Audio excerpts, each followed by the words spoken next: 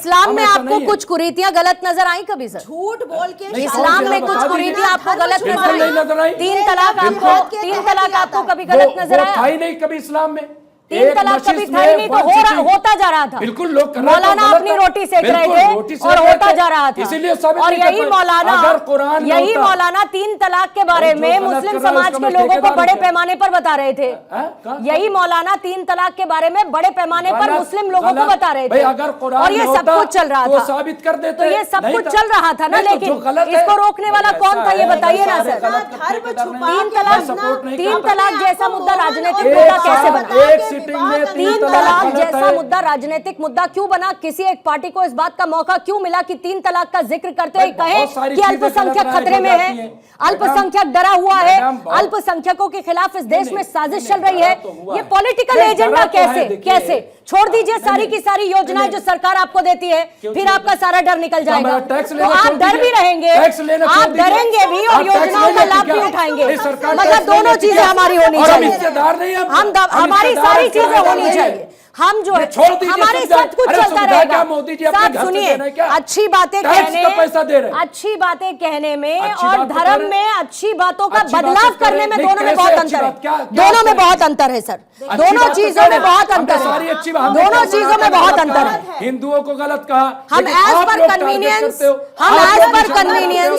कैसे गलत हो रहा है लव जिहाद, नहीं कैसे आपको टारगेट किया जाए?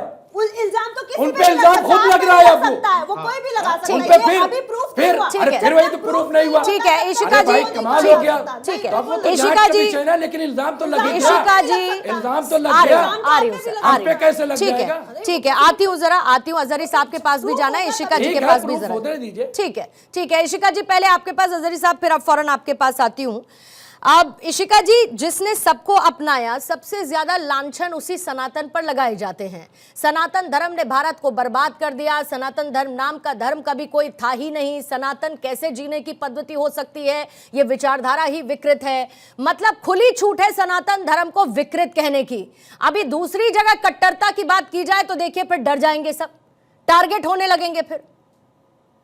जी, सनातन हमेशा से समावेशी रहा है और यही सबसे बड़ी सुंदरता हमारी है और यही सबसे बड़ी प्रॉब्लम भी हमारी है कि हम किसी के खिलाफ ऐसे सर तन से जुदा वाले नारे नहीं लगाते हैं। और ये जो एक जिनका आपने नाम लिया, जिन्होंने बोला कि हमें एक्चुअली में एजुकेशन फैलानी पड़ेगी सनातन, तो वो सनातन को समझते ही नहीं है।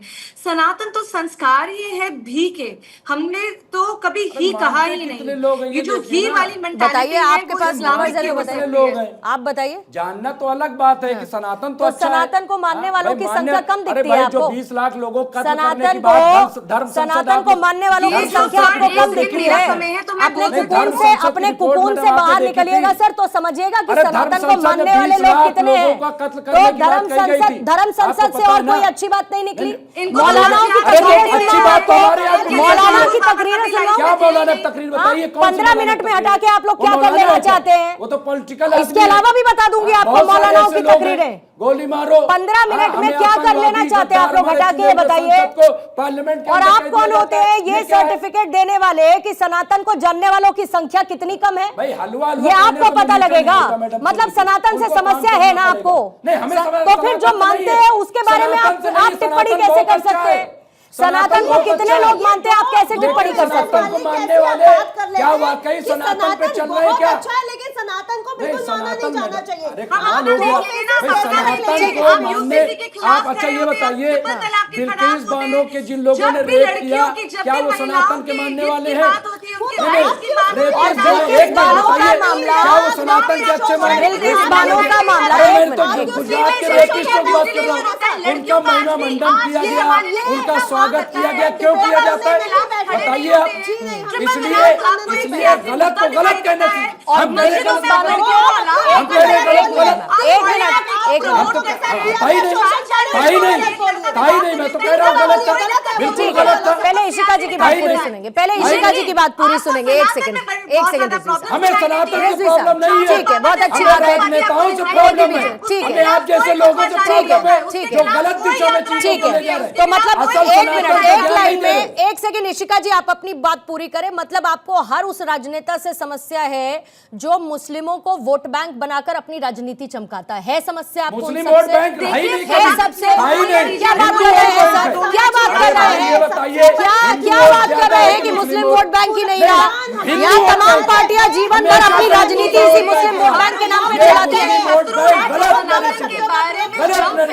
हिंदू और आज हिंदू अपीसमेंट हो रहा है।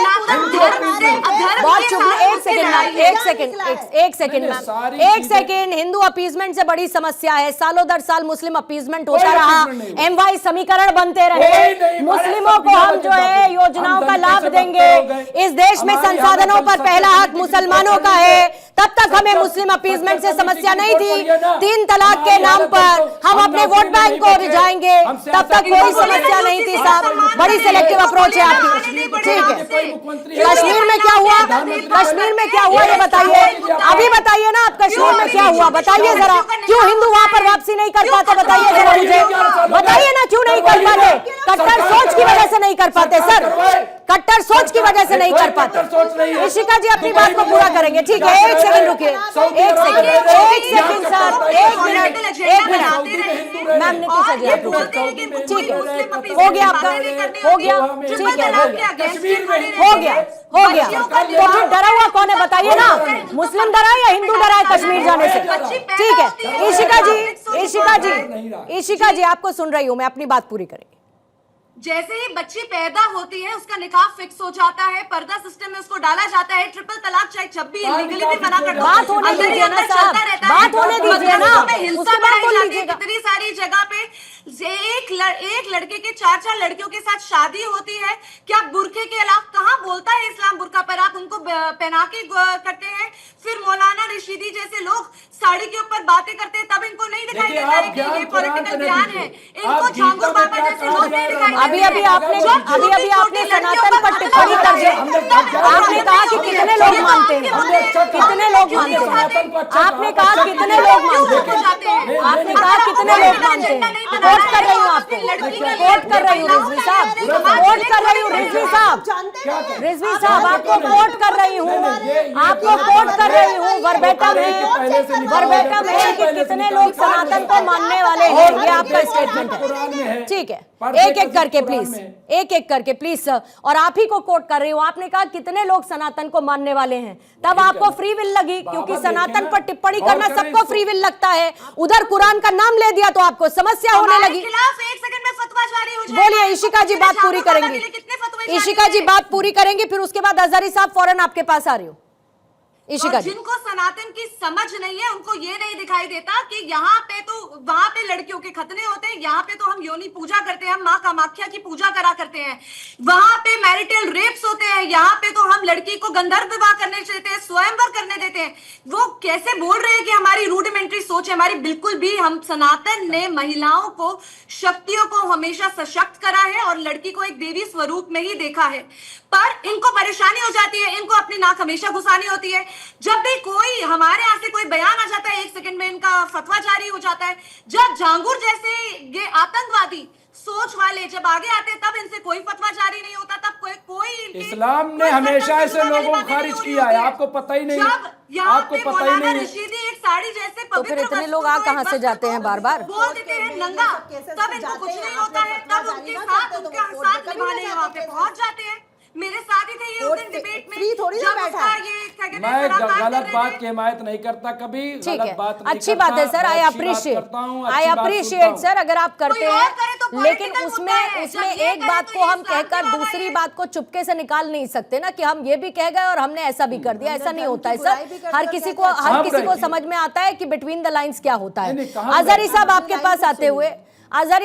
पास आते हुए सेक्युलरिज्म की बात होती है, सहिष्णुता असहिष्णुता पर बहस होती है, लेकिन सनातन के नाम पर बोलने वालों की फहरिस्त इतनी लंबी है जो कहीं ना कहीं सेक्युलरिज्म की परिभाषा को पूरी तरीके से खंडित करता है। ये देश में विभाजन की नीयत नहीं राजनीतिक पार्टियों की, तो और क्या है? देखिए, धर्मों पर बोलने वाले दोनों तरफ लोग हैं। मैं आपको नाम भी गिना सकता हूं। गिरिराज सिंह हैं, मैं आपको गिना सकता हूं, संजय निषाद हैं, नितिन वो जो अभी महाराष्ट्र में मंत्री हैं, वो खुलेआम मुसलमानों और इस्लाम पर अपनी बातें करते रहते हैं। अभी हमारे साथ में बैठी हैं तनेजा बहन, मैं इनसे ये कहूंगा, आप तीन उधर के भी गिनाते आगे बढ़ेंगे सर तो अच्छा लगेगा। उधर के भी तीन गिना दीजिए, फिर उसके बाद आगे बढ़ेंगे। सुनिए हाँ। बता दीजिए मेरा आप सुनो ना, सुने मेरी बात सुने आप मेरी बात। नहीं, आपने कहा कि अभी दोनों तरफ अभी आप बोल रही थी बच्चा पैदा होता है, सुनो ना आप। आपने कहा जरी साहब की दोनों तरफ हैं, तो आपने तीन इधर के नाम गिना दिए, बस उधर के तीन गिना दीजिए, फिर आगे बढ़ जाएंगे। जब आप सुनेंगी ना तभी तो। अच्छा ठीक है, बीच में बोलिए, कोई दिक्कत नहीं, आराम से बताइएगा। तनेजा बहन ने भी कहा कि वो जो बच्चा पैदा होता है तो उसकी शादी तय हो जाती है। कौन सी किताबें पढ़ ली आपने? किताब मैंने कहाँ के लड़कियों की चाचा शादी करा दी जाती है? कहाँ आपने पढ़ा है? कहाँ आपने पढ़ा है? ये आप इस्लाम के खिलाफ अनर्गल बोल रही हो, मतलब क्या चैनलों का काम। सुनो ना, अभी आप बोल रही थी, अभी आप बोल रही थी, मैं नहीं बोला। अभी आप बोल रही थी, मैं नहीं बोला। काउंटर कीजिए, बक्का कीजिए, बोलने दीजिए। मैं बोल रहा हूँ कि बीच में आने आप बोलिए।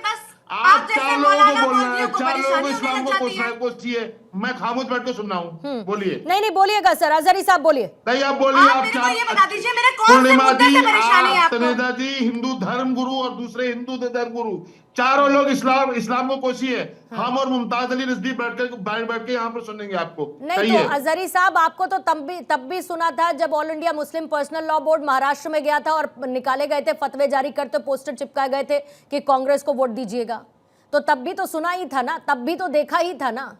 फिर पॉलिटिकल टिल्टनेस है कि नहीं है? किसी व्यक्ति के बयान को सुनने दीजिए। आप किसी व्यक्ति के बयान को Muslim personal law board of India से जोड़ ली तो आप जोड़ती रहे sir. Muslim personal law board तो ऑफ फिर इंडिया आप एक लिस्ट जारी कर दीजिए, किसकी सुननी है और किसकी नहीं, किसकी माननी है, किसकी नहीं, एक अथॉरिटी है कि नहीं है, ये भी बता दीजिए। आप सुने मेरी बात। हाँ, बोलिए सर, उनका पर्सनल था, उसी वक्त हम लोगों ने ऐलान कर दिया था कि जिस सज्जाद नुमानी की बात आप कर रही हो वो उनका पर्सनल बयान है, शायद आपको याद भी ना हो। सर मुझे तो पोस्टर याद है। दूसरी बात सुनिए, दूसरी भारत जो है एक लोकतांत्रिक मुल्क है, धर्मनिरपेक्ष मुल्क है, बहुलतावादी मुल्क है। इस मुल्क में हर औरत को अधिकार है कि वो चाहे बुर्का पहने, चाहे वो साड़ी पहने, चाहे घूंघट में रहे, चाहे वो बिना पर्दे से रहे। बिल्कुल कोई इस पर जबरदस्ती नहीं कर सकता। बस सर कोई नहीं कर सकता। ये जो धीरेन्द्र शास्त्री जैसे देशद्रोही, धीरेन्द्र शास्त्री जैसे देशद्रोही, जो हिंदू राष्ट्र और जलालुद्दीन जैसे देशद्रोही